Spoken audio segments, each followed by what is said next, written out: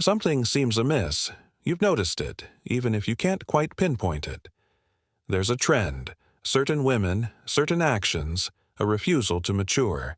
They hold on to juvenile dreams, expecting the world to fix their issues. And when it doesn't, they lash out or collapse. If you've ever been ensnared in their schemes, manipulated, drained, blamed, you already know the reality. Immaturity isn't just a stage, it's a mental confinement. But before you think this is an assault, listen carefully. This isn't about them. It's about comprehension. Immaturity isn't random. It's a barrier, a defense mechanism rooted in fear, a fear so deeply buried in the subconscious that even the person living with it can't always see it. Carl Jung and other analysts spent years dissecting this through feminine archetypes: the girl, the princess, the wife, the enchantress. Each one is a reflection of a psyche trapped in its own snare. But why do some never break free? Consider this. Society romanticizes women as delicate, emotionally enlightened, even morally superior. But the truth is, the female psyche, like the male psyche, is filled with shadows. The only difference is that those shadows often wear the mask of sweetness, innocence, or fragility. How many times have you seen a grown woman throw a tantrum like a child? How often do you notice that when things go wrong, the blame is always on someone else? Her father, her boyfriend, society, fate, anyone but herself. That's the first sign of arrested development, the inability to take responsibility. And this is where Jung's archetypes come into play. According to Jung, a woman's psyche evolves through stages, moving from innocence to wisdom. But when the process stalls, when a woman refuses to progress, immaturity takes hold. That's when we encounter women who look like adults but remain eternal children. First, there's the girl archetype, the most obvious. She refuses to grow up, still expecting someone to protect, pamper, and provide for her. Her fragility isn't real. It's a weapon.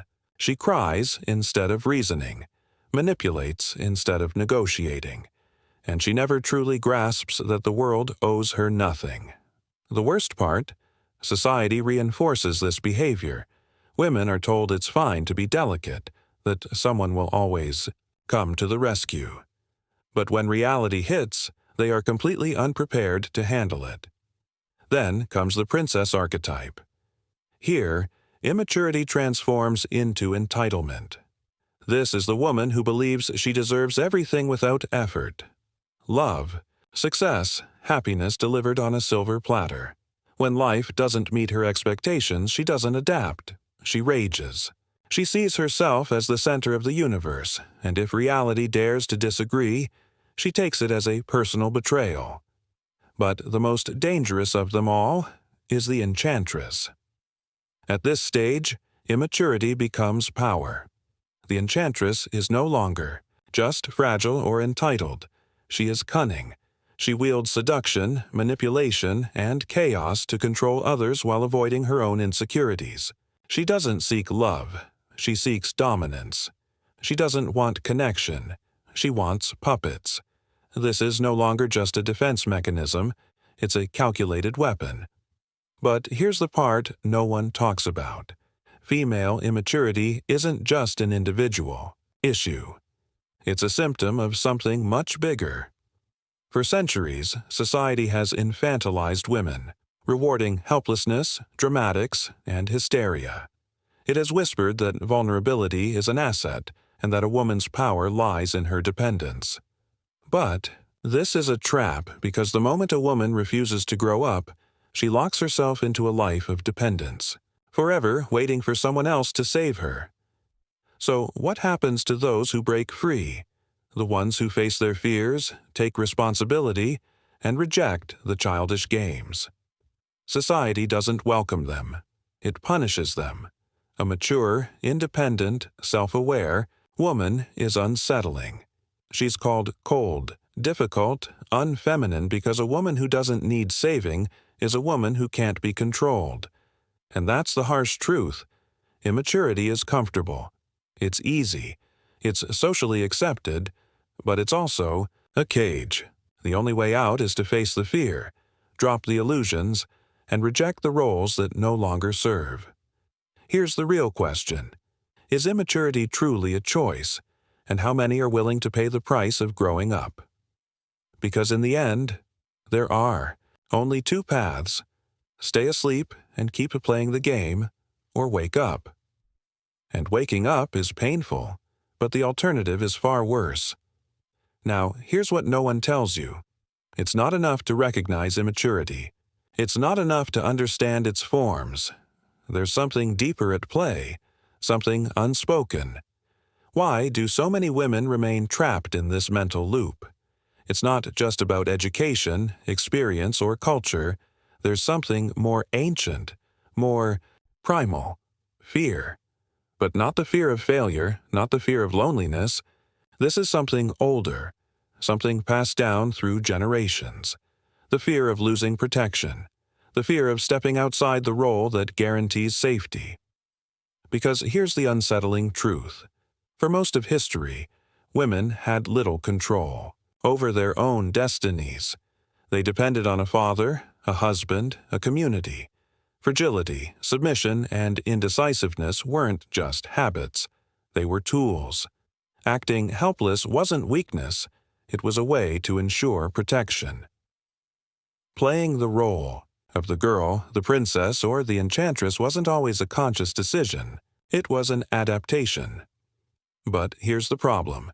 The world has changed. Society has evolved. But the psychological programming remains. And that is the real trap. The old script is still running, the one that once worked, the one that made sense in a different world. But times have changed, and the program is outdated.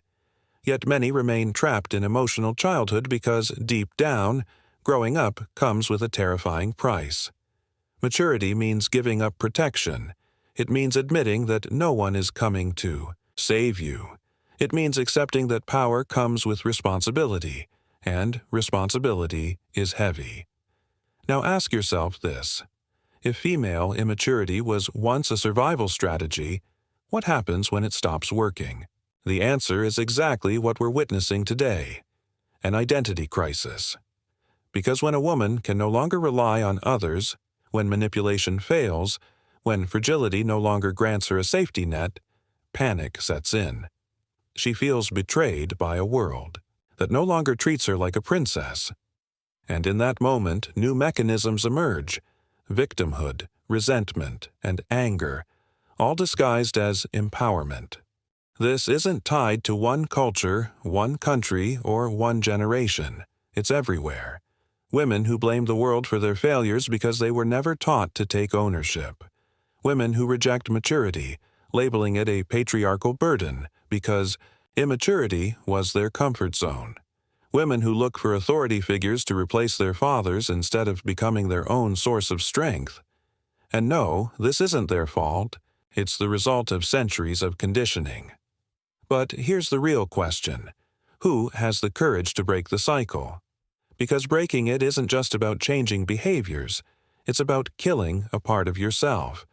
It means letting go of the inner girl who made you feel special, the princess who expected to be saved, the enchantress who manipulated without remorse. It means standing exposed before reality without masks, without games, without the luxury of illusion. And that is terrifying, because nothing stings more than realizing the world is not designed to cater to you. So the choice is yours. You can continue playing the role you were given, keep pretending life owes you something, cling to a fragility that no longer serves you, or you can face yourself, your real self. But if you choose to mature, be ready, because maturity is not a reward. It's a burden. It means accepting that no one else is to blame, that no one owes you anything, that every decision, every consequence, every hardship is yours to bear. It's a weight that crushes those who aren't ready for it. And the real question is, how many are truly ready? Now, let's go even deeper. It's not enough to discuss immaturity as a psychological or social issue. It's not enough to see it as an identity crisis or an evolutionary leftover. There's something darker at play, something most people refuse to acknowledge. Immaturity is not just a mindset. It's a toxin. It seeps into every decision, every relationship, every wasted opportunity. It's the silent force behind cycles that never break, dreams that never materialize, and lives that never reach their potential. And here's the question no one dares to ask. What happens when immaturity becomes destructive? Because there's a difference between being immature and being helpless, and there's something far more dangerous: using immaturity as a weapon. Let's talk about sabotage. By now, we understand that many women resist growth because it means losing, the shield of protection, the privilege of being fragile. But there's another, more insidious group, those who refuse to mature because they've learned that immaturity gives them power. This is where manipulation comes into play because immaturity doesn't always look like weakness. Sometimes it looks like seduction, like drama, like calculated victimhood. It's the woman who cries when she doesn't get her way, the one who throws tantrums when faced with opposition, the one who twists emotions to avoid confronting her own flaws. And the scariest part? It works. We live in a society wired to protect fragile women, to excuse their actions, to justify their immaturity with a simple, "That's just how women are." And this is where the real danger begins, because when immaturity is never challenged, it's reinforced. And subscribe to this channel for more insightful content. The journey from immaturity to maturity is not a linear path, but a labyrinth of self-discovery and hard truths. Each step forward is met with resistance, not just from the external world, but from within. The internal struggle is the most formidable adversary, whispering doubts and fears, urging retreat into the familiar comfort of childhood illusions. Consider the woman who stands at the crossroads, torn between the allure of remaining the eternal girl and the daunting call of maturity. She looks back at the path she has walked, strewn with the remnants of her juvenile dreams. Dream catchers that never caught anything but dust, promises that dissolved like sugar in the rain. The road ahead is shrouded in the mist of uncertainty, but it beckons with the promise of authenticity and self-possession. The transformation is not instantaneous. It is a series of small, often painful, awakenings. It begins with the recognition of patterns, seeing the tantrums for what they are, not expressions of passion, but cries for help from a part of herself that is terrified of standing alone. It continues with the acknowledgement of responsibility, not as a burden imposed by society, but as the natural consequence of claiming her own power. The mature woman is not devoid of emotions. She is not a fortress of stoicism. Rather, she is a garden where feelings are tended with care, where storms are weathered with resilience. She understands that vulnerability is not a weapon to wield against others, but a state of being that allows for genuine connection. She learns to negotiate, to reason, to stand firm in her convictions without resorting to manipulation. The societal response to her metamorphosis is telling. The world does not applaud her growth. It questions it. Why? So serious, they ask. Where is the sweet girl we knew? They do not see the strength in her newfound independence. They see a threat. For a woman who no longer plays by the old rules is a woman who has rewritten the game, and that is unsettling to those who benefited from her compliance. Yet, for every woman who chooses to mature, there is a ripple effect. She becomes a beacon for others trapped in the same cycle, a living testament to the possibility of change. Her journey inspires quiet revolutions in the hearts of those who witness it, planting seeds of courage in the most unexpected places. The price of maturity is indeed high. It demands the sacrifice of illusions, the comfort of excuses, the luxury of blame. It requires the courage to face the mirror each day and acknowledge the reflection staring back, not as a princess, not as a victim, but as an architect of her own life. In the end, the choice to mature is not a single decision but a daily commitment. It is the decision to show up, to be present, to engage with life on its terms rather than demanding it conform to her whims.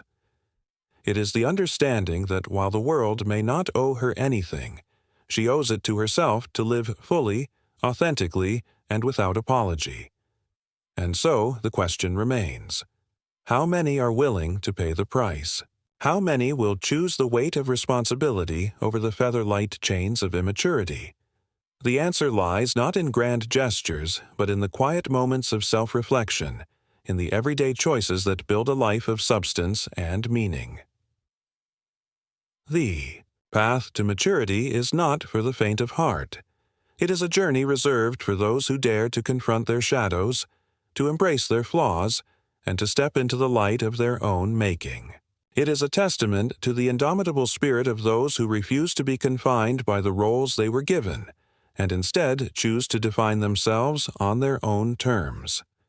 Now, let's delve into the subtle ways in which immaturity manifests in everyday life, often masked as harmless quirks or fleeting moments of weakness. Consider the woman who consistently seeks validation from external sources, measuring her worth by the number of likes on social media or the approval of her romantic partner.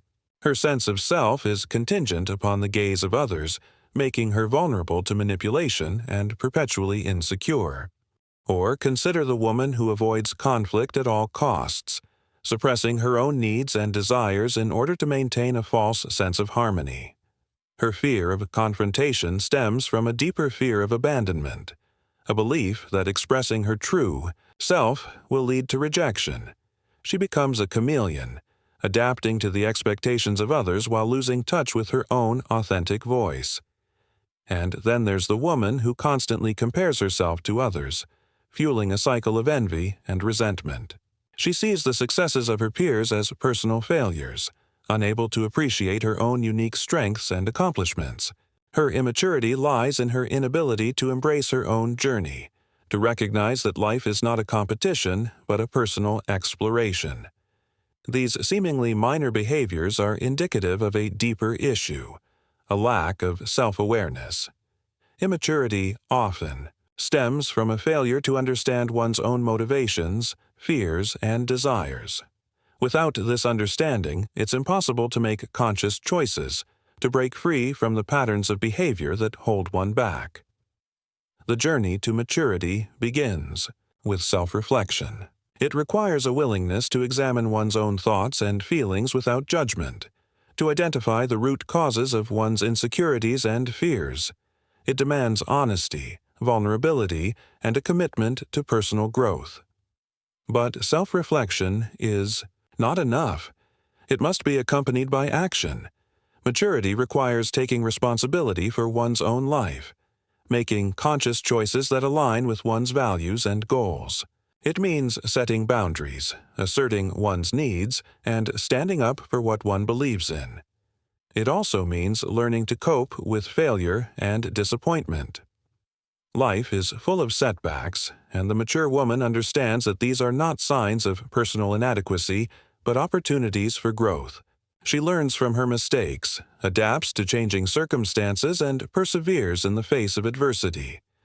Maturity is not a destination, but a journey, a continuous process of self-discovery and personal growth. It requires courage, resilience, and a willingness to embrace the challenges that life throws our way. It's not about being perfect, but about striving to be the best version of oneself.